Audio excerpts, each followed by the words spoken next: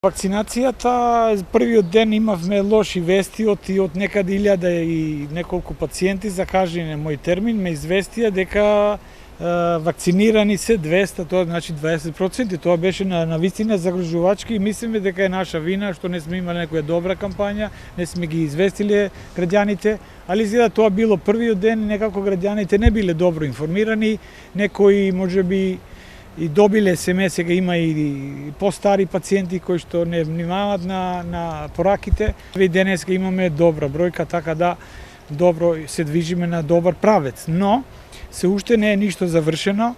Има скептични пациенти кои барат некоја друга вакцина, трета, некоја ВИП го викат вакцина која е подобра.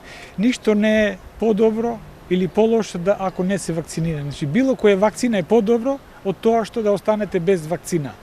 И друга работа е вакцинацијата е процес кој што вие помагате себе си, на фамилијата, на другите на колеги и помагате на целата држава. И ова е еден процес што ние и мораме и као држава да се вакцинираме, да не сме извор на зараза на други држави. Така да без вакцинација треба да знае народот дека нема излез од економска, здравствена и социјалниот живот што го сакаме. Значи мора да се вакцинираме за да може да почнуваме да живимо како што беше пред пандемија. А што стана со докторите, се вакцинираа сите?